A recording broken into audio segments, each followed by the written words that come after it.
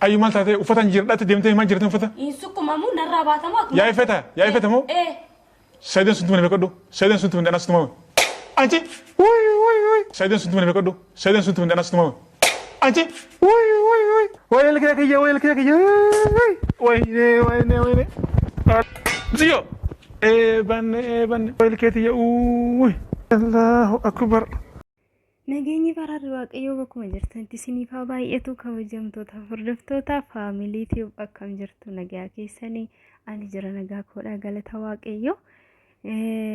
Viidiyoo kana laayik godha dhugaa ayyuu maraate waaqayyo dhugaa waaqayyo nama lafarraa fixxee miicayyoon nama lafarraa fixxee maali kun hundi Sa'iidoo hidhaa goote dhugaa iduma goote ka hidhaatti of galchuu kaatee yaasuu birraa ilkaanirraa cabsitee kaa kunu waan koshkoshaa bunatti kaawwatan argitanii ijoollee bunatti kaawwatan hudduu duuba godhattee fiddee abeet maal dubartiin akkana nama akkam wajjin jiraatti dhugaa waaqayyo maal dubartiin akkana yaa rabbi yaa gooftaa gudii dabar isaan barsiisuu kumnaa Sa'iidoo sigara fee bakka qabattoon irra oole sanaa akkami jedhanii dhadhaa fi vaaziliinii baatanii dhaqan.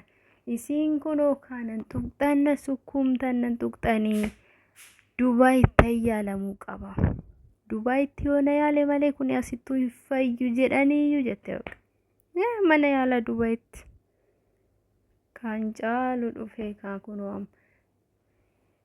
Maal taateen talli dhugaa waaqayyo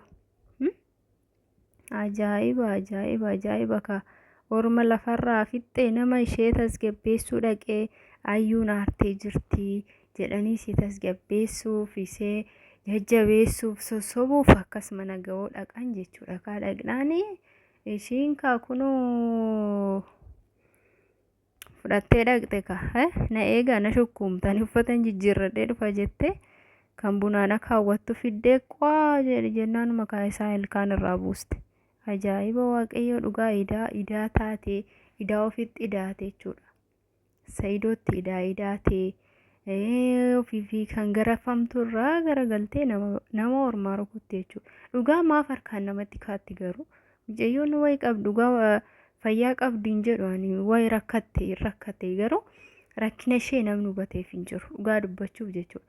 Rakkina ishee namni nu banneefi malee ayyuun rakkina qabdi jechuudha. Garuu namni isheedhaa hubate hin jiru malee namni fayyaa qabu akkanatti harkaan namatti fiigu Sa'iidoo jaalattee jettee micayyoo kaballaan qabde dheengadde jechuudha. Amma immoo haasumaa ka ayyuu arrabsitee ayyuun ka Sumayyaa akkasittiin arrabsitee tana jaartii maali jettee jechuudha. Dhugaa garuu ishee maaf akkasitti arrabsitaa Sumayyaan arrabsiin jedhee Sa'iidoon garafee jechuudha. Garafamtee yaasuu fi micayyoon tun immoo jechuudha bira dhaqan jechuudha. Dhugaa isaanis waan ashoofu wayuu fakkaatu dhugaa waan akkamii qoosaa wayii fakkaata dhadhaa fi vaaziliinii baatanii dhaquun isaanii jechuudha. Qoosaa wayii fakkaata akkuma dhaqanitti galchite dhugaa waaqayyo ani nama gaddisiisa dhugaa isaa ilkaan irraa cabsite garuu Sa'iidoo laaletti umaan jennee akkasumattiin dhiiga harcaasatuma mana yaalaa deemee ofirraa ilkaan cabeessan ofirraa buusise jechuudha dhugaa waaqayyo garuu yoo dhugaa mana murtiitti yoo kan gaafatu ta'e akka hidhamtu jechuudha. Hidhamtii kun maali yakka jechuudha yakka raawwatte waan ta'eef kanaaf deebitee ishee qofa osoo hin taane Sa'iidoo idaa goote jechuudha. Idaa goote dhugaa waaqayyo hiriyummaa laalee firummaa laalee yaasuun yoo dhiise malee jechuudha. Dhugaa waaqayyo ilkaan cabsite kana seerri akka isheen deebistee dhaabsisiistu akkas taasisaa jechuudha. Isheen garuu kana hin laalle jechuun bakkuma dhooftu dhabdeeti afaan keessa dhoofte dhugaa waaqayyo. Ara dubartiin akkana maal dubartiin akkana ajaa'iba yaa waaqayyo. Ara waaqayyo laphee gaarii siifaa kennu Ndee akkanuma maraatee taate dhugaa waaqayyoo bakka Saidoon harkaa ba'aa jettee ayyuun baay'ee tokko maraachaa jirti jechuudha. Gaafa inni Sumayyaa argatee isheedhaan walitti deebi'ee ijoollee isaa argate gaafa sana akkam taati? Maal taati dhugaa? Deemaalee dhugaa kuni salphina dhugaa salphina guddaadha. Viidiyoo qullaasii waraabeen qabaa. Yoo ati deemte gadiin si dhiisa maal jettee gan si dhiiseen of ajjeesa dhugaa waaqayyoo.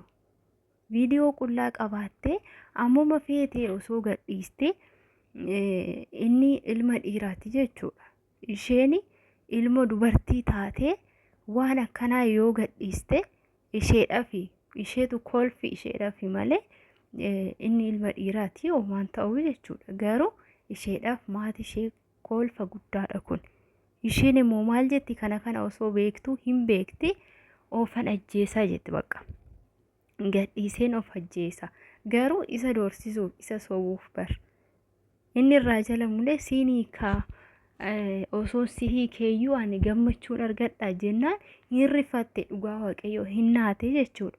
Isaan booda kan isheen naate garuu akkana ta'uu hin qabdu akkanatti miti kan dhiira wajjin bulanis kan bultii qabanis ollaa wajjin illee nama wajjin illee kan jiraatan dhugaa waaqayyoo akkanatti miti jechuudha. Amala gaarii qabaatanii naamusa qabaatanii nama walii galaniiti malee akkanatti arraba ibidda kana qabaattee harka ishii kan gadi hin teenye kana qabaattee akkanatti nama wajjiniin hin bultu dhugaa waaqayyoo. Maaliif hundumatu qubaan ishee agarsiisa.